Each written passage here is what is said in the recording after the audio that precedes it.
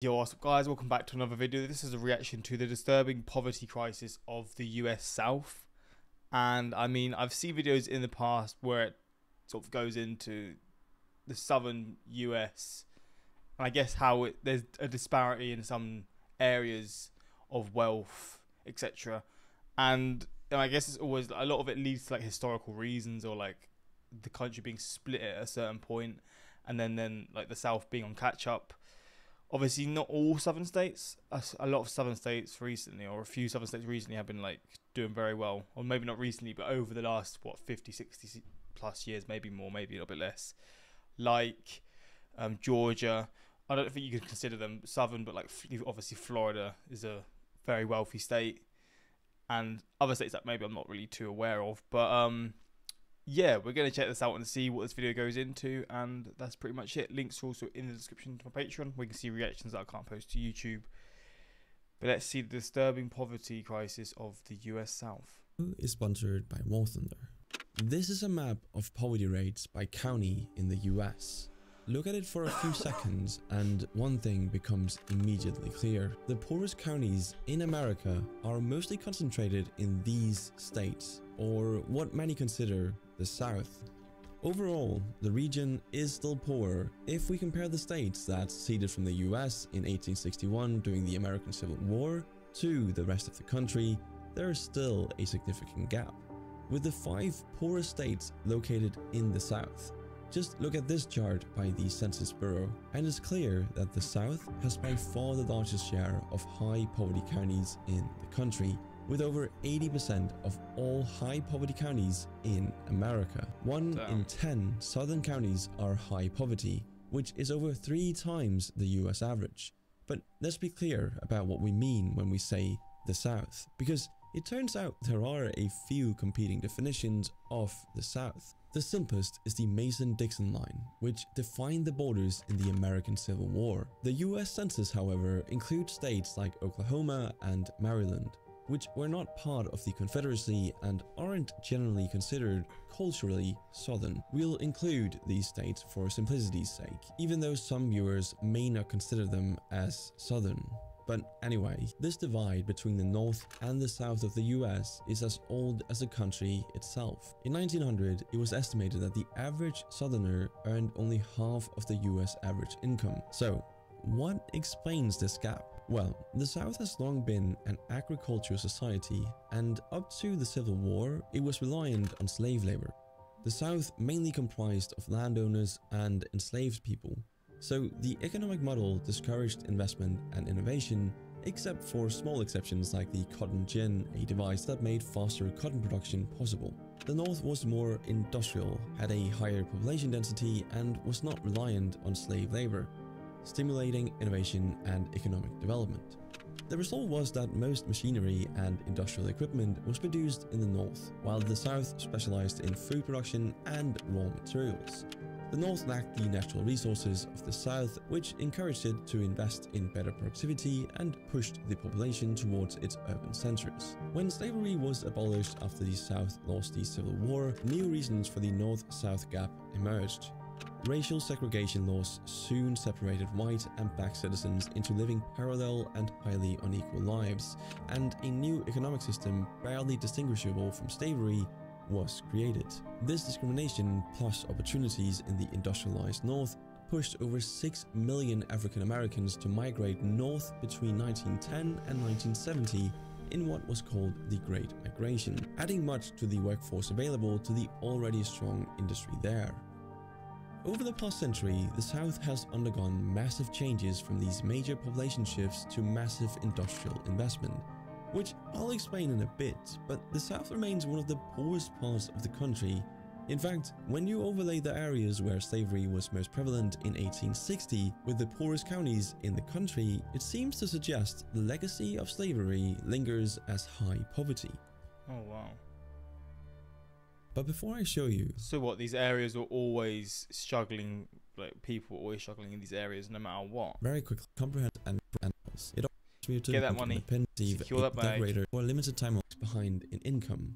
Take a look back to the video. Even today, the South as a region lags behind in income. Take a look at this map of the US showing each state ranked by GDP per capita, meaning the economic output per person living in the state. As you can see, there is quite a range between states. The American economy is the world's leading economy at nearly 25 trillion US dollars GDP, producing almost a quarter of the economic output of the whole world combined. Jeez. When you compare the GDP per capita adjusted for purchasing power parity of the US with that of Europe, the average value for the US as a whole is just $60,050 US, which would make the US only the 15th wealthiest country in Europe, just between Finland and Malta. And when we rank from lowest to highest, the gap becomes even clearer. Take New York State, for example, near the top of the list. It has a GDP per capita of $104,343, comparable to a country like Switzerland at $102,870. On the other hand, Mississippi's $47,189 per resident is closer to that of France or New Zealand. Not a bad place to be, but still less than half. I mean, they're being compared to some of the wealthiest countries in the world, to be fair. And Mississippi is, when I see a lot of different lists, always ranked pretty low or high when it comes to like crime and stuff. But in terms of financially, it's comparable to. I mean, I say comparable. $5,000 is actually quite a big contrast, but it's comparable to like New Zealand and France. I mean, it still shows that the wealth's there, but it's just a massive split. I mean, I guess the cost of living in somewhere like New York is going to be like 2-3 times more than somewhere like someone living in Mississippi, right? But it's still a big contrast. Half of New York. You'll see this with like London and then my city. Like there'll be a big contrast there because again, the cost of living is so much more. And obviously there's probably a lot more high paying jobs in London as well because a lot of people do travel to London every day to work and all that sort of stuff. But it's just a big city tax, I guess. But of course, this is an average and there are sharp differences in poverty within a single state. Just look at this map of people living on food stamps or government food assistance in each county, and it's clear not everyone in Mississippi enjoys a New Zealand living standard. Still, despite the patterns of poverty in many parts of the South, the region's persistent poverty has definitely improved over time. Okay. In 1960, just a few years before President Lyndon B. Johnson launched his war on poverty with a massive expansion of government programs, 48.4% of all Americans living in poverty lived in these states. By 2020, it dropped to 44.4%. This may seem like a small drop in poverty for these southern states, but it hides a more interesting reality. In 1960, 35.4% of southerners. So it changed a lot quick. It's crazy to think that not even 100 years ago the poverty rate was that high. I mean, obviously it makes sense. Like over time, things have got a lot better for a lot of the Western world and Western countries. But it's still crazy to see the poverty was so damn high. Even like thinking back to 65 years ago, 35% of poverty in the South. Although we're going to see how much it is now, because maybe it's comparable now. I don't think it's anywhere near this now, but maybe I'll be surprised. In poverty, but in 2020, it had more than halved to just 13.5%. While the war on poverty likely played a role in enhancing the socio-economic situation of the South, many other factors have had an influence. What's interesting is that the old dichotomy of the rural poor South and rich industrial North is actually starting to reverse. This is the so-called Rust Belt of the US, running across the north of the country. Once the absolute industrial powerhouse of America, it has undergone a serious process of de-industrialization since the 1970s, in part due to competition from southern manufacturing. The Sun Belt, which includes the South, has gone in the opposite direction. Since the 1970s, new opportunities in the South have brought in a large influx of people from the North in what some have called a new Great Migration. Black, college-educated people are reversing the historic Great Migration by moving down south in search of new job opportunities. This contributes a huge boost to the economics of southern states like Texas, Georgia, and North Carolina, and also urban hubs like Houston, Atlanta, and Dallas. Overall, the impact of this migration influx is astonishing. It is estimated that somewhere around 2.2 million people moved south just in the span of the last 2 years, transferring $100 billion worth of wealth. As a result, today, the South is home to some of America's fastest growing cities in states like Texas and Georgia. Among the fastest growing cities in the US since 2010, you'll find cities like San Antonio, the fastest of them all, followed by Dallas and Fort Worth. Other places in the South dominate the list as well, including Charlotte, Atlanta, Austin, and Jacksonville. Yet, some southern states are developing more than others. Consider this, from 2010 to 2018, the South alone increased its population by 24% against a general 16% population increase across the entire US. Damn. This is... So people are like moving to the South fast. They're gonna have to develop the areas fast then, because if there's so much migration, I mean the homes, all these kinds of things, they're gonna have to try and plan it ahead if this continues to happen, right? And I guess the better these cities become and the more opportunities people get, they're gonna have to do it even more and more, because it's just gonna like ramp up like in terms of the amount of people coming. Is impressive, but when you dive into the data, you see that the pace varies quite a bit from... So yeah, Texas is boomed. Florida, I feel like Florida's always booming. The Carolinas are both doing very well. Georgia too. But Alabama's losing. Missouri's losing. Mississippi, Louisiana are all losing. Damn, Louisiana's losing as well. I wouldn't have expected that, but maybe that's more like, maybe some of this is like weather related, because I mean Louisiana, for example, gets blasted every year because of its location, and then West Virginia's just stagnant. State to state. Roughly half of southern states are growing more than 16%, with the first 5 gaining much more traction than the others. At the bottom of the list, you find Mississippi at 5%, Louisiana at 4%, and West Virginia at 0%, well below the national average. This shows that the region's recent growth is happening at 2 different speeds. One important factor is the legacy of racist policies that have caused an underinvestment in infrastructure in black majority areas. Decades of neglect have caused issues ranging from a lack of internet access for a third of rural black southerners to dangerously undrinkable water in communities. No internet access in a country like the US, I can't really comprehend that. That just blows my mind. Like Jackson, Mississippi. And while I've mentioned the destruction of minority neighborhoods to build highways in a previous video, it's worth pointing out that this is still going on today in southern states like South Carolina. And even if it hasn't stopped the state as a whole from economic growth, it still has negative repercussions for the affected communities. Another reason the South is developing at different speeds is that some states have been able to innovate more than others. States like Texas, Florida, and Georgia have successfully diversified their economies with strong sectors such as technology, energy, tourism, and trade. On the other hand, West Virginia is struggling, becoming trapped by dependency on a single industry. It is the poorest US state by many economic factors and has long been tied to the coal extraction industry. So is this is like Appalachia, right? A lot of this state is like, a lot of Appalachia, the Appalachian Mountains are in this state, and obviously I've learned a lot about that area. A lot of people living there live like they're in a third world country, which is just wild to even think, like to see. Like before doing these reactions, I would have never thought to see like any part of the US like that. It was just pretty crazy. Exploiting mines along the western Appalachian mountain range, even removing entire mountaintops. However, as other fossil fuels and recently renewable forms of energy have overtaken coal, the state has failed to reinvent itself, and jobs and economic opportunities have started to disappear. This has become increasingly noticeable in recent years. West Virginia University's Bureau of Business and Economic Research estimates that the state lost a whopping 94,000 jobs as the pandemic hit in 2020. Unsurprisingly, since 2020, overall coal production has dropped to levels not seen in a century. This is all set to worsen in the face of national plans to decrease America's reliance on fossil fuels, coals, and other non-renewable energy sources.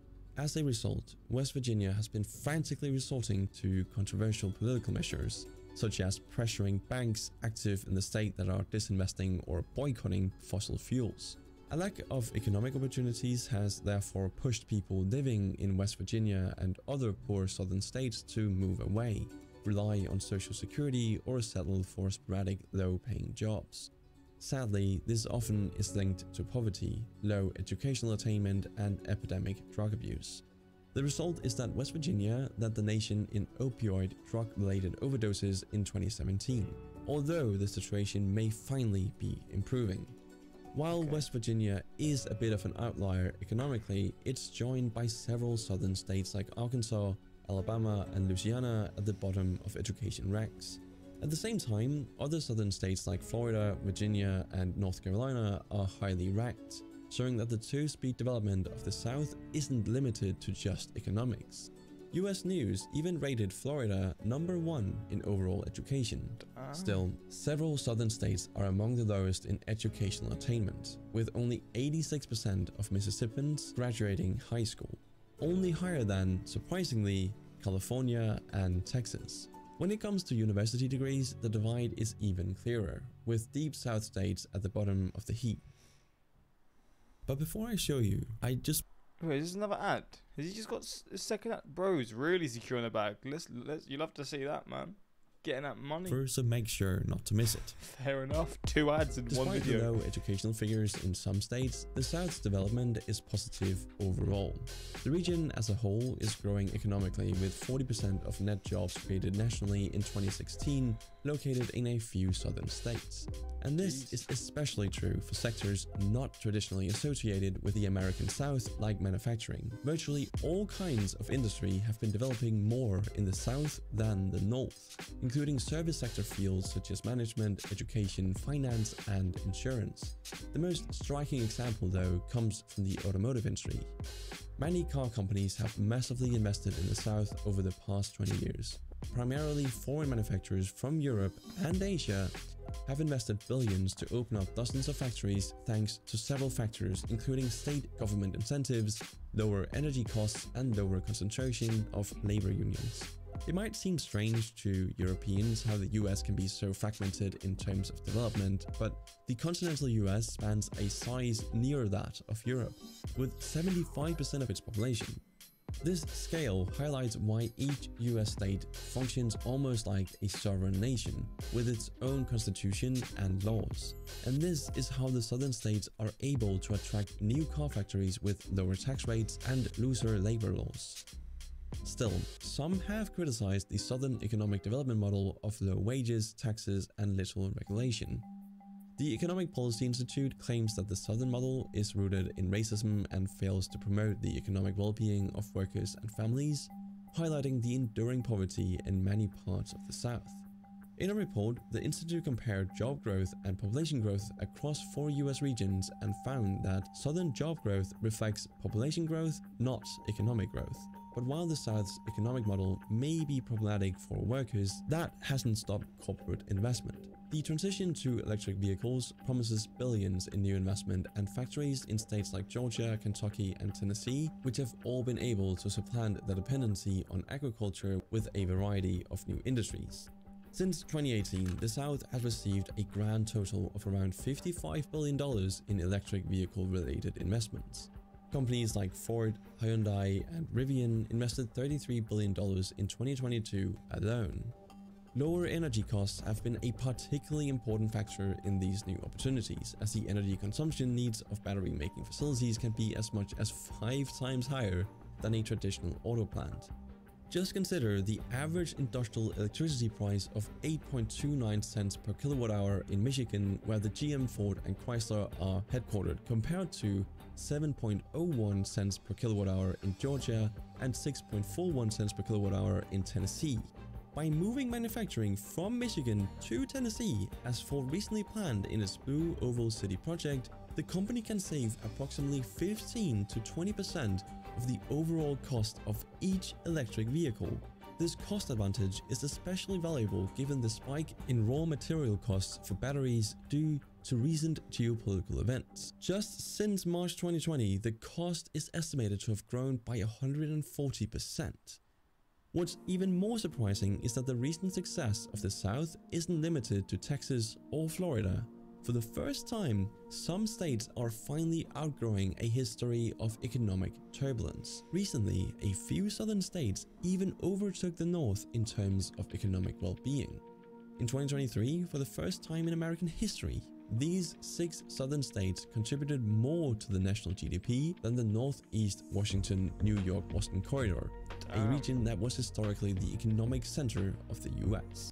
I mean, that's a big achievement then. That's kind of crazy, to be fair, because I mean, there's some wealthy states and massive cities in that region as well. The spearhead of this new South resurgence is undoubtedly the state of Texas. In 2021, Texas grew so much it became the world's 9th largest economy, just ahead of Brazil, Canada, and South Korea. Crazy. And the Texan economy continues to grow at the highest annual rate in the country. Still, despite these massive advancements, the gap still lingers in the South's poverty rates. But perhaps one day soon, lagging states like West Virginia and Mississippi will finally catch up and transition their economies like Texas and North Carolina have done. But that's it for this video. Thanks for watching, and I'll see you in the next one. Well, there we go.